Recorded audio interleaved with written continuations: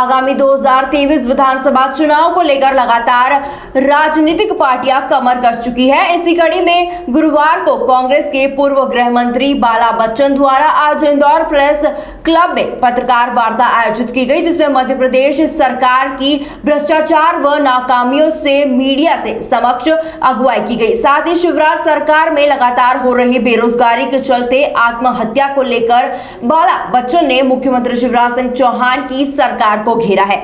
वहीं पूर्व गृह मंत्री बाला बच्चन मीडिया से चर्चा के दौरान कहा कि आज शिवराज सरकार युवा नीति ला रही है, लेकिन 18 साल में युवाओं के संबंध में नीति का मूल्यांकन नहीं किया है। उसमें शिवराज सरकार पूरी तरह से फेल हो गई है। उन्होंने कहा है कि 2024 में जो व्यापन घोटाला भाजपा सरकार से हुआ था, उसमें 50 लोग अब इस दुनिया से चले गए हैं। उन्होंने आज तक न्याय नहीं मिला है। प्रेस वार्ता में पूर्व गृह मंत्री बाला बच्चन ने बीजेपी को लेकर जमकर निशाना साधा और पत्रकारों के तमाम सवालों के जवाब दिए। के घरों का और विशेषकर महिलाओं का बजट बिगाड़ दिया है। इसीलिए आदरणीय कमलनाथ जी ने मध्य प्रदेश की हर एक महिला को 1500 रुपये देने के लिए और जो एलपीजी गैस पे को मात्र 500 रुपये में देने के लिए आदरणीय कमलनाथ जी ने घोषणा की है। और घरों के बजट को कैसा संवारा जाए, इसलिए घर की बिजली जो डोमेस्टिक कंज्यूमर्स के लिए भी 100 यूनिट तक मुफ्त में दी जाएगी और उसके बाद 200 यूनिट तक, जो जैसे 201 से 300 यूनिट तक की जो 200 यूनिट बनेगी, उसको अभी जो वर्तमान में बिजली के रेट उसको आधे दर पे की जाएगी।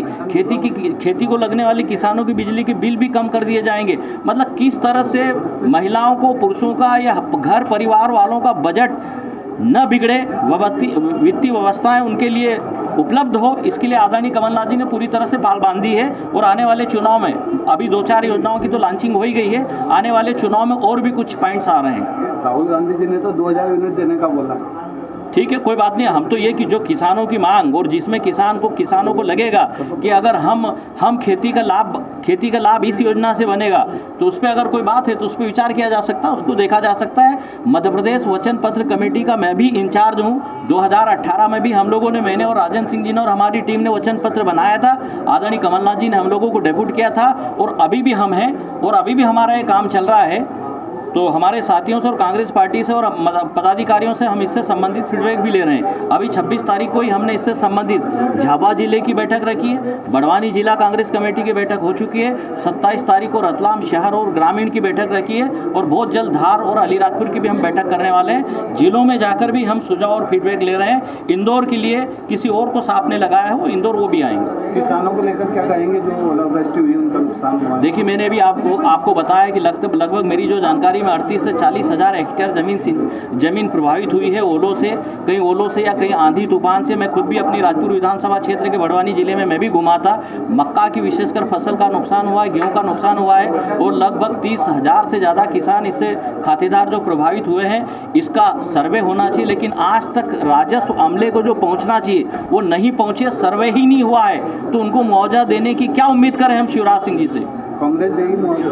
बिल्कुल कांग्रेस करेगी। और हमने विधानसभा में उठाया है शिवराज सिंह जी को और उनकी सरकार को कि आप इससे संबंधित सर्वे कराएं और जल्द से जल्द किसानों को मुआवजा दें। धन्यवाद।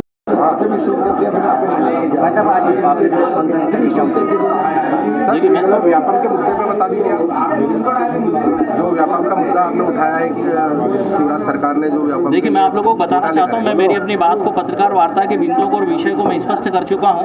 फिर भी आप जो जानना चाहते हैं कि देखिए, आज जो शिवराज सिंह जी युवा नीति ला रहे हैं, लेकिन 18 साल की शिवराज सिंह जी की सरकार ने युवाओं से संबंधित जो नीति और नीयत का जो हम लोगों ने जो मूल्यांकन किया है, उसमें पूरी तरह से शिवराज सिंह जी इससे संबंधित फेल है, खत्म है। 2004 में जो व्यापम जो पैदा हुआ है और इन्हीं की सरकार में इन्हीं की देन है। व्यापम से संबंधित लगभग 50 जो लोग अभी इस दुनिया से चले गए। डबल इंजन की सरकार ये कहते हैं। आज तक मध्य प्रदेश वासियों को और छात्रों को और उनके परिजनों को जो इस दुनिया से जो चले गए, उनको अभी तक ये सरकार न्याय नहीं दिला पा रही है। और अब जो युवाओं को फिर छलने के लिए, युवाओं से संबंधित फिर दुर्गति की नीति लाने वाले हैं, जो हमारे प्रश्नों का जवाब या हम मध्य प्रदेश की युवाओं की तरफ से विधानसभा में उठाते हैं या हमारा संगठन जो इसको उठाता है, तो सब तरह से इनकी नीयत और मूल्यांकन में पूरी तरह से, नीयत और नीति में पूरी तरह से ये फेल है।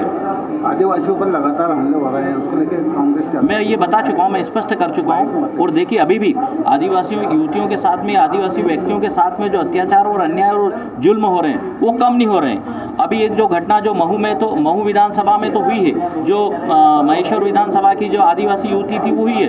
उसके बाद एक सागरकुटी में हो गई, पीथमपुर में जो पाचीलाल मेड़ा जी ने उनकी विधानसभा का मामला जो उठाया था। और परसों जबलपुर की बरगी विधानसभा में जो 3 साल की आदिवासी बच्चियों के साथ में रेप होकर उसकी हत्या कर दी, उस साथ रेप हुआ है। तो आदिवासियों के ऊपर जो जुल्म और अत्याचार है वो बंद नहीं हो पा रहे हैं, कम नहीं हो पा रहे हैं और लगातार उसकी पुनरावृत्ति हो रही है। हमने इसको विधानसभा में भी उठाया है और आदरणीय कमलनाथ जी भी हर जगह उठाते हैं और कांग्रेस पार्टी का पूरा परिवार उठाता है। लेकिन ये अंधी गूंगी बहरी सरकार को कोई फर्क नहीं पड़ रहा है। और ये सारे जो मुद्दे हैं जनता ने अभी कमर कस के ये दृढ़ संकल्पित हो गई है और विशेषकर आदिवासी समाज भी कि आने वाले चुनाव में इसका सबक उनको मिल जाएगा। महंगाई को लेकर क्या कहेंगे आप? महंगाई को लेकर देख लीजिए, इसीलिए आदरणीय कमलनाथ जी ने जो एलपीजी गैस के ऊपर जो 1100 और 1150 रुपये में मिल रहा है सबके घरों का और विशेषकर महिलाओं का बजट बिगाड़ दिया है। इसीलिए आदरणीय कमलनाथ जी ने मध्य प्रदेश की हर एक महिला को 1500 रुपये देने के लिए और जो एलपीजी गैस पे को मात्र 500 रुपये में देने के लिए आदरणीय कमलनाथ जी ने घोषणा की है। और घरों के बजट को कैसा संवारा जाए, इसलिए घर की बिजली जो डोमेस्टिक कंज्यूमर्स के लिए भी 100 यूनिट तक मुफ्त में दी जाएगी और उसके बाद 200 यूनिट तक, जो जैसे 201 से 300 यूनिट तक की जो 200 यूनिट बनेगी उसको